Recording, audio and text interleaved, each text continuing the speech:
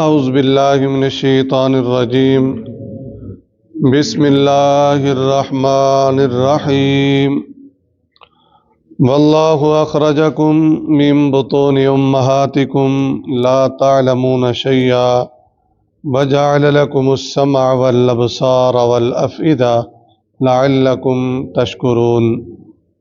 14واں پارہ سورۃ النحل آیت نمبر 78۔ واللہ اللہ نے اخرجکم نکالا تمہیں من بطونی پیٹوں سے امہاتکم تمہاری ماؤں کے لا تعلمون تم نہیں جانتے تھے شیئن کچھ بھی۔ اسی صورت کی آیت نمبر 65 سے لے کر ابھی تک اللہ تبارک و تعالی اپنی نعمتوں کا ذکر اور اللہ تبارک و تعالی اپنے اکیلے معبود ہونے کے دلائل بیان فرما رہے ہیں مختلف انداز میں۔ تو آج بھی یہی ہے کہ اللہ تبارک و تعالی نے تم کو تمہاری ماؤں کے پیٹوں سے نکالا، یعنی پیدا کیا۔ یہ بھی اللہ تبارک و تعالی کی کیا ہے؟ نعمت ہے، اس کی قدرت کی کیا ہے؟ دلیل ہے۔ تو یہاں اللہ تبارک و تعالی نے پہلے 8 مہینے یا 9 مہینے جو پیٹ کا وہ ذکر نہیں کیا، دوسری جگہ ملتا ہے، سورۃ مومنون میں بھی ملتا ہے۔ اچھا، جب پھر تم پیدا ہوئے لا تعلمون شیئا تم نہیں جانتے تھے، کچھ نہیں جانتے تھے، لیکن اللہ تبارک و تعالی نے کچھ چیزیں فطرت میں رکھ دی ہیں۔ بچہ دودھ تلاش کرتا ہے، یہ کہاں سے سیکھا ہے اس نے؟ ٹھیک ہے جی، جب دودھ وہ ہو جائے تو پھر اس کو چوستا بھی یہی چوسنا کس نے سکھایا؟ یہ فطرت ہے۔ کوئی چیز ہاتھ میں آ جائے منہ میں ڈالتا ہے۔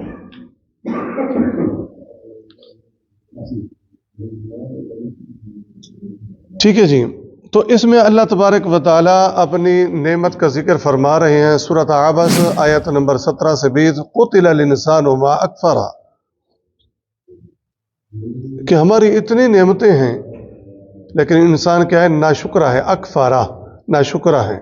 من ای شیء خلقہ، کہ اس کو اللہ نے کیسے پیدا کیا؟ من نطفۃ، ایک حقیر مادے سے، نطفے سے، خلقہ فقدرہ، پھر اس نے اس کو بنایا۔ الذی خلقک فسواک فعدلک،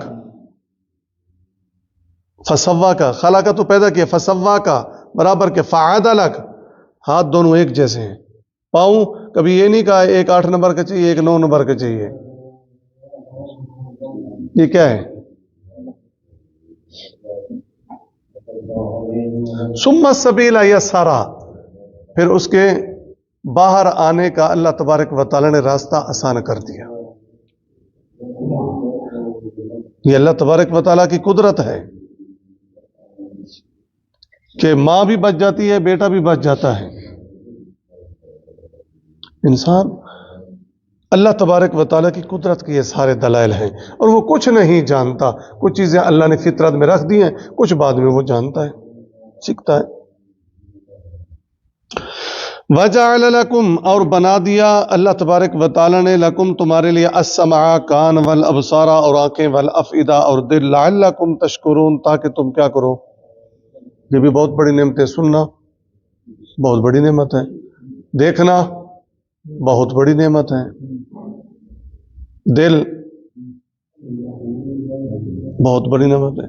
ان السمع والبصر والفؤاد کل اولئک کان عنہ مسئولا، 15واں پارہ، بے شک قیامت کے دن ہم ان کی سماعت، ان کی بصارت اور ان کے دل کے متعلق ان سے سوال کریں گے، پوچھیں گے۔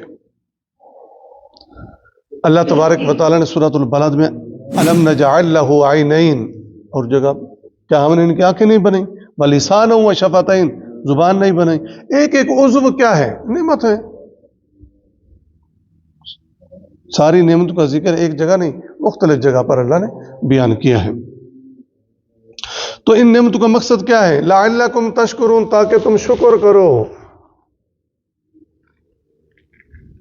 اور شکر کرنے والے کیا ہیں؟ تھوڑے ہیں. وَقَلِيلٌ مِّنْ عِبَادِيَ الشَّكُورُ، تھوڑے ہیں جو کیا کرتے ہیں؟ شکر کرتے ہیں. اور اکثر کیا ہیں؟ ناشکرے ہیں.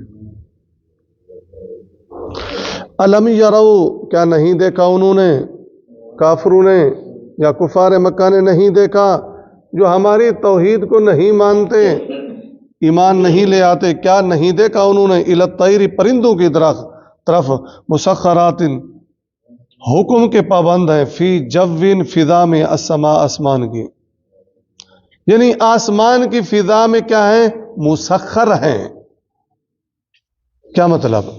اللہ یہ بتانا چاہ رہا ہے ایک چھوٹا سا پرندہ ہے اور یہ اونچی اڑان چل رہا ہے، اس کی جو اللہ نے پر بنائے، ایسی ساخت بنائی، اس میں اڑنے کی صلاحیت رکھ دی.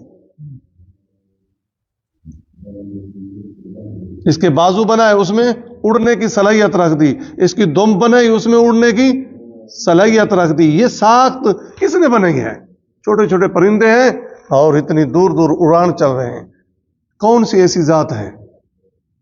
یا اوپر جاتے ہیں گر پڑتے ہیں؟ مسخر کس نے کیا ہوا؟ کون سی ذات ہے جو ان کو گرنے نہیں دیتی؟ کیا یہ نہیں دیکھتے؟ ما یمسکہن، نہیں تھامتا کوئی انہیں، الا اللہ، مگر صرف اللہ. ان فی ذالک، بے شک اس میں، لآیات، نشانیاں. کس چیز کی؟ اللہ کی قدرت کی نشانیاں ہیں. لقوم، ان لوگوں کے لیے، یؤمنون، جو ایمان رکھتے ہیں، جو غور و فکر کریں گے، سمجھیں گے تو وہ مانیں گے بھی صحیح. جو سمجھیں گے ہی نہیں، غور و فکر نہیں کریں گے تو وہ کیا ایمان لائیں گے؟ واللہ، اور اللہ ہی نے، جعل لکم، بنا دیا تمہارے لیے، من بیوتکم، تمہارے گھروں کو، بیت ان کی جمع، بیت کہتے ہیں گھر کو، بیوت اس کی جمع ہے، بیت کی جمع بیوت ہے. گھر کیا ہوتا ہے؟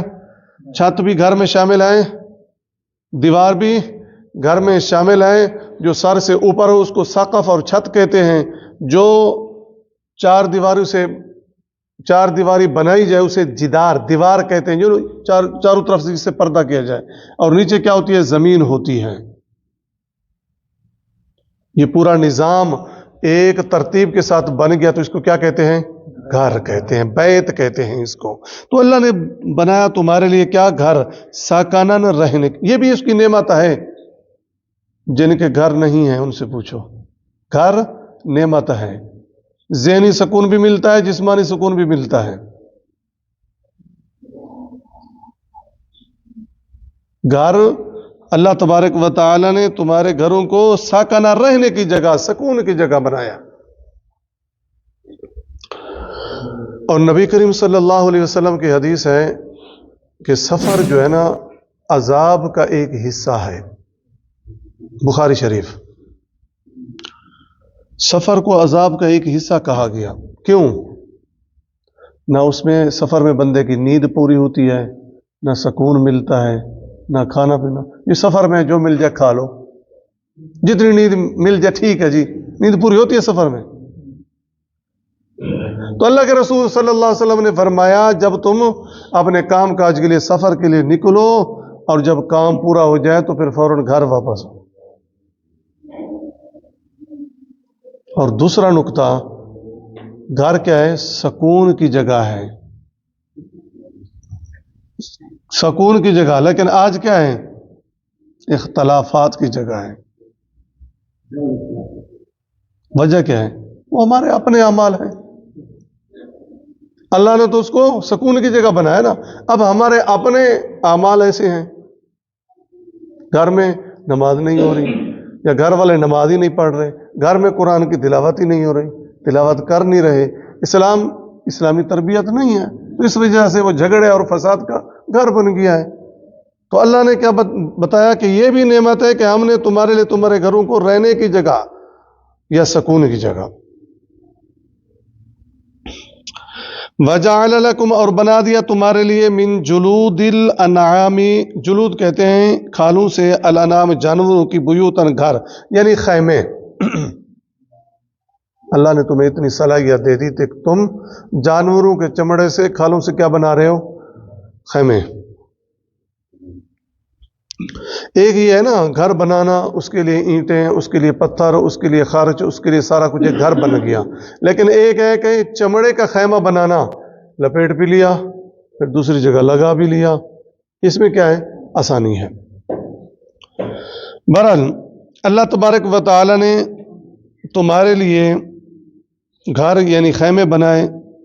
تستخفونہا، تم ہلکا پاتے ہو انہیں. یوم ذانکم، جب یوم ذانکم اپنے کوچ کے دن، کہیں جانا ہے لپیٹو جاؤ. اور جو اینٹوں کا اور ان کا بنا ہوا ہے اس کو لپیٹ سکتے ہیں. وَيَوْمَ اِقَامَتِكُمْ، اور اپنے قیام کے دن جب لگاتے ہو، 2 رسیاں لگائیں، کیلے لگائیں، لگا دو. وَمِنْ أَصْوَافِهَا، اور ان کی اون سے، کن کی؟ جانوروں کی. وَأَوْبَارِهَا، اور ان کی پشم سے. وَأَشْعَارِهَا، اور ان کے بالوں سے. اساسا، گھر کا سامان.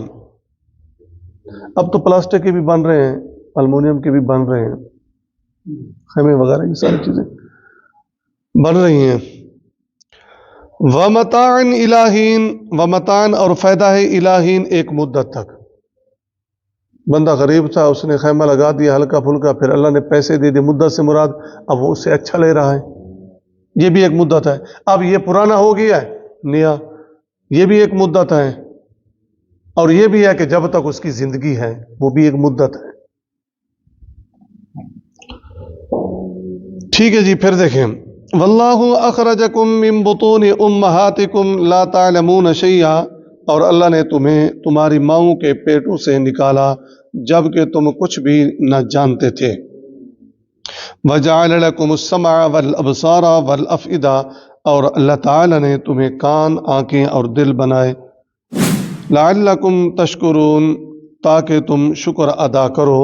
الم یروا الی الطیر مسخرات فی جو السماء ما یمسکہن الا اللہ، کیا ان لوگوں نے پرندوں کو نہیں دیکھا کہ آسمان کی فضا میں حکم کے پابند ہیں، ان کو صرف اللہ ہی نے تھام رکھا ہے. ان فی ذلک لآیات لقوم یؤمنون، بے شک اس میں ایمان لانے والے لوگوں کے لیے نشانیاں ہیں. واللہ جعل لکم من بیوتکم سکنا، اور اللہ تعالیٰ نے تمہارے لیے تمہارے گھروں کو رہنے کی جگہ بنایا. وجعل لکم من جلود الانعام بیوتا، اور جانوروں کی کھالوں سے تمہارے لیے گھر، خیمے بنائے. تستخفونہا یوم ذانکم و یوم اقامتکم، جنہیں تم اپنے کوچ کے دن اور اپنے قیام کے دن ہلکا پھلکا پاتے ہو. ومن اصوافها وأوبارها وأشعارها اساسا، اور ان جانوروں کی اون، ان کی پشم اور ان کے بالوں سے سامان اور فائدے کی چیزیں بنائیں. ومتاعا إلی حین، ایک وقت تک اس سے فائدہ اٹھا سکو. سبحانک اللہم وبحمدک، نشہد ان لا الہ الا انت، نستغفرک ونتوب الیک.